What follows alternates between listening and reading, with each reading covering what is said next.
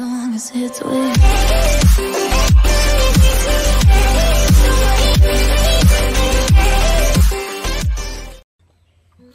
Isang magandang araw naman po sa ating mga viewers. Nandito naman po tayo sa panibagong episode ng Poppy Mac TV Property and Lot Vlogs upang silipin po ang isang residential farm lot dito po sa bayan po ng Kuya po, probinsya po ng Nueva Ecija. So ang layo po natin sa Manila is 2 to 3 hours drive. Ang layo naman po natin sa Tiplex is mga 15 to 20 minutes drive. Ang layo po natin sa itong proper ng Kuya po at Gimba ay nasa 10 to 15 minutes drive lamang din po, no? So yun po yung location ng area natin.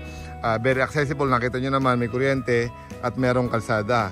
Ang frontage po natin ay simula dito sa area na to hanggang dun. So nasa more or less po 100 meters frontage. Ito pala, yan yung bakod. So yun, yan pala yung ano niya. So 100 meters frontage hanggang dun. Ito po ay merong 1,000 Gemelina, no? So Gemelina at ang sukat niya po ay more or less sa 9,700 square meter. Kulang 1 hektarya po ito. So kung makikita niyo, square lang po yung lote, pero po siya nakalinya po yung mga Gemelina. Sa ngayon po kasi madumi tong area, panahon po kasi ng rainy season. So talagang mangyayari, talaga magiging masukal yung mga paligid. Pero kung makikita niyo po, ayan, papasilipan ko po kayo ng isang linya. Ito po yung isang linya, ito po yung kabila. Ganyan po halos lahat yan. Tapos meron siyang pagitan na langka. At saka ang kagandahan po dito sa area, fully fenced na po yung area, no? So talagang papakinabangan nyo na lang po itong area. Hindi ko po mapasok dahil naka-barbed wire siya. So hanggang frontage lang po muna tayo, no? Ayan, papasilip na lang natin yung yung pinaka-frontage. Total mukhang madumi din naman, masukal din naman yung maraming damo. So baka makatabak din tayo dyan. So at least dito malinis yung dinadaanan natin. Ayan, makikita nyo dito sa video, napakaganda po nung terrain. At the same time, napakaganda nung puno, nakaayos, no? So hanggang dito po yan. Ayan. Ito. Ayan, nakita nyo, private property, bawal pumasok. So hanggang dito po yan, no? Yan naman po yung kabilang dulo natin. So yung mga kasama ko po ando sa kabilang dulo. So yan po yung pinaka-frontage nyo. So along Barangay Road po siya, may linya po ng kuryente, no? So napakaganda po dahil ang terrain niya naman semi-slope, saka hindi naman siya steep na hill. Hilly siya. Actually pinapablog ng may-ari ito. Try ko pong pumasok, Ayan, papasok ako. Ayun, nakapasok. So hindi po tayo matetrespassing dahil yung mismo may-ari po ang nagpapablog sa atin. So yan po yun. Napakaganda po nung property. Ito po, may mga puno sila ng langka rito. Ayan. Tapos more on Gemelina. Tapos ang terrain niya, ayan, sinasabi ko semi-slope lang. Hilly siya pero hindi siya steep. Rolling siya pero hindi siya ganun kabangin. Alam niyo yun? Yung smooth lang. Smooth lang.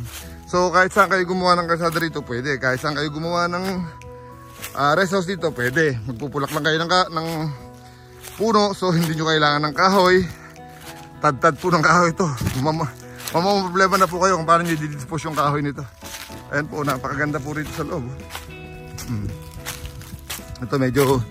Ito yung pinaka niya, highest point nung property sa tingin ko, Okay tayo rito. Yan. So ito, parang ito, 360 degrees ako rito sa loob. Yan. Ayan po, mahigit 1,000 Gemelina. Haharvestin nyo na lang. Alam nyo po ba kung magkano halaga ng Gemelina pagka na-harvest yan? Ang isang Gemelina po ay nagkakahalaga ng pagka fully grown 2,000 hanggang 3,000. Pero kung kayo po ay may sash factory, yung isang full grown na Gemelina tree kaya pong kumita nun ng mahigit 10K. Dahil yun po ay makakagawa ng ilang pirasong hamba. Yung mga sanga pwede nyo ulingin. Tapos yung mga ibang parte pwede nyo gawing pinto. So yung iba pwede nyo gawing kutsara or kung ano man na sandok, ganyan. So napakarami pong purpose ng Gemelina tree. Kaya po dito sa area may mga talaga nagfa-farming ng ganito. Lalo po yung mga nagsasash factory. So ang nito, kagandahan nito, kung mapupunta kayo sa sash factory business, ang dali lang po bawiin nito kasi halos ilang panahon na lang po hintayin nyo rito.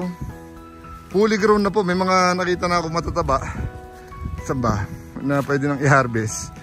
Wait lang. Siguro ang mga edad dito nasa nasa 3 years na siguro yung Gemelina na to. o baka 2 years. Yan. Ayan, medyo may mature na ron. Medyo mataba isa na yun. So yun, pwede nang harvestin yun. Pero hindi pa siya totally talagang malaki. Pero ibig sabihin, imagine nyo kung mapapalaki nyo yan, tapos may bibenta nyo ng worth 5K na lang kamong isa. So bawing-bawi na kayo dun sa in-invest nyo rito. Para sa akin, good investment ito. Panalo po ito. Tapos ano pa, Barangay Road. Yan yung Barangay Road natin eh. Dito tayo sa loob. Overlooking naman. Ayan. So may kuryente naman. Hindi naman remote yung area. So, di ba? Napakaganda mong property nito. So sa mga naghahanap po ng investment, isa po ito sa ino-consider ko na pwedeng i-recommend po sa inyo. Dahil unang-una, may mga tanim na ganito na pwede nyo nang harvestin sooner or later, no? So nasa inyo po ang tamang pagdiskarte, tamang paggabay, tamang pagproseso kung paano nyong pakikitain yung mga ganitong klaseng farm. So yun lamang po.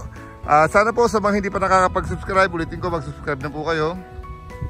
I-hit nyo po yung notification bell nang sa ganun po is lagi kayo updated sa mga listing. So